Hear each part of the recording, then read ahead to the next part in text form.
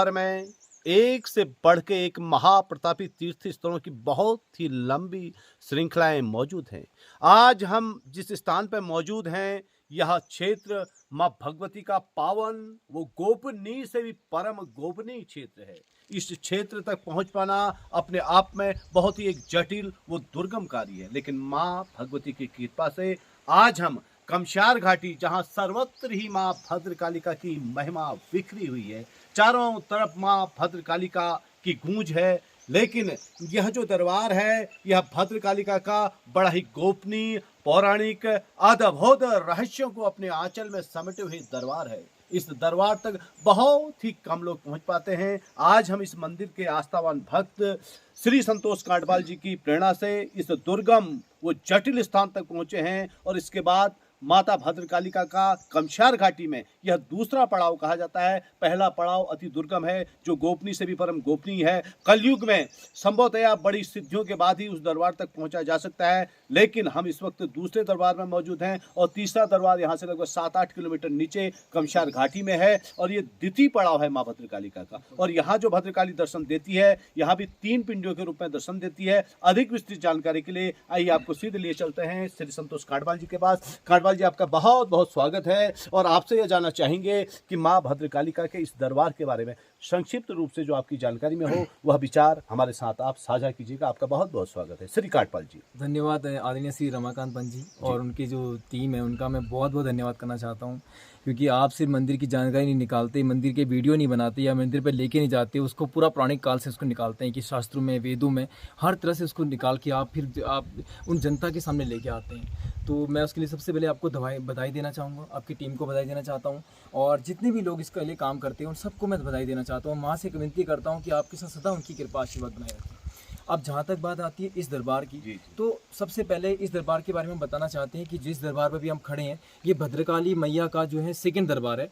पहला दरबार जो है भद्रकाली मूल मंदिर, अभी भी हम उस पर पहुँचे नहीं है, वो बहुत ऊपर है, उसमें भी सीढ़ियाँ बनाने का प्लान है हमारा आगे, उस मंदिर को खोजने का प्लान है। वहाँ पर जो जिस तरह से माँ की गुफा हुआ करती थी, जो हमारी दादी और उन्होंने बताया, जहाँ वहाँ पर नारिंग की पेड़ थी। अच्छा, एक चीज मैं आपको रोकूंगा थोड़ा सा, मैं ये जानना चाहूंगा, जो गुफा के भीतर कुछ अलौकिक वृक्ष के होने की बात तो कही जाती है, इसके अलावा ये भी कुछ लोगों में दंत कथा है या सत्यता है, इस बारे में हम जानना चाहेंगे। कहते हैं कि यहाँ पर एक देवी की बहुत भक्तन पुजारन कोई महिला थी, और जो जाकर के बाद में वहाँ पूजा करते करते अदृश्य हो गई। इसमें कितनी सत्यता है? बिल्कुल, ये बिल्कुल सत्यता है। यहाँ पर हमारी ही दादी हैं वो, और वो जो है पहले पुराने काल में वो वहाँ जाके पूजा करती थी, यहाँ से, क्योंकि भोग जाया करता था एक थाली में। अच्छा। तो हर दिन माँ की जाके सुबह और शाम पूजा हुआ करती थी। तो पहले के लोगों में आपको पता है, आज के टाइम पे वो भक्ति रही नहीं जो पहले के टाइम पे थी। तो वो जाते थे, भोग लगाया जाता था, उनकी बड़ी लंबी लंबी जटाएं थी जो हमें पता है, तो वो वहीं जो है विलुप्त हो गई माता, वो जो हमारी दादी माँ थी। तो ये होता है, जब कभी हम भगवान की सच्ची भक्ति करते हैं तो कुछ लोग माँ को बहुत ही समर्पित भाव से वहीं विलुप्त हो जाते हैं। अच्छा, दूसरी चीज मैं ये जानना चाहूंगा कि इस मंदिर से वहाँ की दूरी कितनी, जो मूल स्थान जो सामने आप दिखा रहे हैं, बड़ा दुर्गम है, गोपनीय है? मैं अभी गया नहीं हूँ, क्योंकि माँ का आदेश अभी तक हुआ नहीं है, और हम मानते हैं कि इस दरबार में जो भी भक्त आता है और जो ऊपर तक पहुँचता है उसको आदेश होना चाहिए। मेरे हिसाब से जो 8 से 900 या 1 किलोमीटर के आसपास जो है ऊपर का एरिया है, जहाँ में पहुँचने में टाइम लगेगा, इतना मैं गैप मान के चल रहा हूँ कि लगभग 1 किलोमीटर के आसपास होना चाहिए। अच्छा, बहुत बहुत ही, जैसा आप देख रहे हैं, सुन रहे हैं कांडपाल जैसे कि यहाँ की दुर्गमता, अलौकिक रहस्यता का वर्णन शब्दों में कदापि नहीं किया जा सकता है। और महर्षि वेदव्यास जी ने स्कंद पुराण के मानस खंड में भद्रकाली व गोपीश्वर महात्म्य में इस क्षेत्र का बड़ा ही सुंदर वर्णन करते हुए कहा कि इस क्षेत्र में भद्रेश्वर महादेव जी विराजमान है। इन्हीं क्षेत्रों में श्वेतक नाग, चटक नाग जैसे महाप्रतापी नागों का भी वास है, जो माँ भद्रकालिका के परम भक्त हैं। और खैरी नाग, जिनका जिक्र अक्सर माँ भद्रकालिका के उसमें आता है, वो भी माँ भद्रकालिका के परम भक्त रहे, और माँ भद्रकालिका की कृपा से ही खैरी नाग, फेड़ी नाग, बेड़ी नाग, धौली नाग, सुंदरी नाग सहित तमाम नागों की इष्ट देवी भी कही जाती है यह देवी। और इसके बारे में यहाँ पर जो पुजारी हैं उनसे भी आइए मिलते हैं। भद्रावती नदी सामने है, और इस नदी के बारे में हमारे बीच में प्रकाश डालेंगे। आपका शुभ नाम गुरु जी? जी सर, मैं नंदकिशोर कांडपाल जी, बहुत ही सुंदर नाम आपका है, और आप यहाँ निरंतर धूप बत्ती दिया बत्ती करते हैं। तो थोड़ा सा यहाँ की यह नदी है, इस पर की पौराणिकता के महत्व के बारे में आप गए, जो देखा है आपने, जो देखा है, जो अनुभव किया है, उसके बारे में थोड़ा सा बताने की कृपा कीजिएगा। जी ये हम इसको भगवती के नाम से जानते हैं जी। तो ये जो भद्रावली नदी है, ये वहाँ ऊपर तक जाती है, ये मूल स्रोत तक जाती है। जी जी। वहाँ पे इसका जो माँ भगवती है उसका सिरा है। जी। तो बताते हैं सिरा है करके, हमने वहाँ पे एक छोटा सा मंदिर भी बनवा रखा है। अच्छा। तो ये यहाँ पे जो है कमर का हिस्सा बताते हैं जी। हमारे पूर्वज। अच्छा। और नीचे जो है माँ के चरण हैं। जी, बहुत सुंदर। तो अच्छा, माँ कुल मिला के भगवती इस कमशार घाटी में 3 भागों 3 में, स्वरूप जी जी 3 स्वरूपों में अपनी लीलाओं को उन्होंने बिखेरा हुआ है। जी पहला सर, सर है, जी, दूसरा है उनका बीच वाला हिस्सा, तीसरा जी। उनके चरण है माता। चरण है सर, तो अभी हम 2 हिस्सों में पहुंचे। अच्छा, चरण है। बहुत सुंदर, बहुत जी। सुंदर। तो आप यहाँ पर पूजा अर्चना का कार्य कब कब देख? बहुत सुंदर। तो हमारा डेली का नियम है ये यहाँ पे आके पूजा पाठ करने का।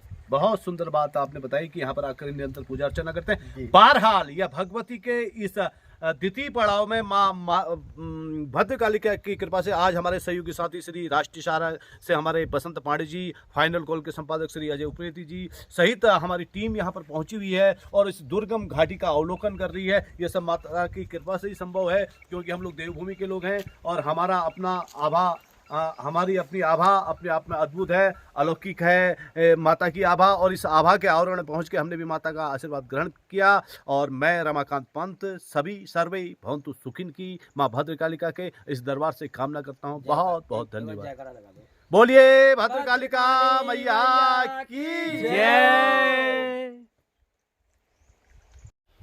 माँ भद्रकालिका के परम गोपनीय स्थान पर आज हमारे साथ हमारे पत्रकार साथी अजय उप्रेती जी भी यहाँ पर पहुँचे हैं। श्री उप्रेती जी, आपका बहुत बहुत स्वागत है। और आप यहाँ पहुँचे और यहाँ के बारे में 2 शब्द अपनी ओर से आप क्या कहना चाहेंगे? आपको यह स्थल कैसा लगा और इस स्थल की महिमा के बारे में आपका क्या अनुभव है?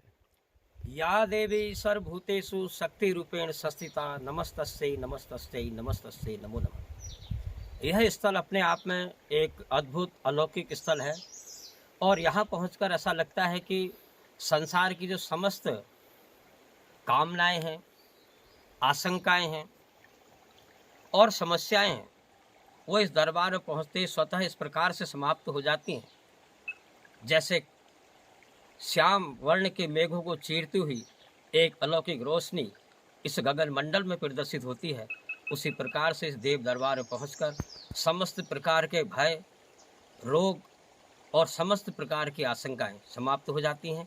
इस दरबार में आने के बाद मानो ऐसा लगता है कि कई जन्म जन्मांतरों का हमारा पुण्य फल होगा कि हमें यहाँ पर आने की प्रेरणा हमारे माननीय हमारे पत्रकार साथी बसंत पांडे जी के द्वारा, रमाकांत पंत जी के द्वारा हमको मिली। और माता के दरबार में बार बार हमारी आने की इच्छा होती है।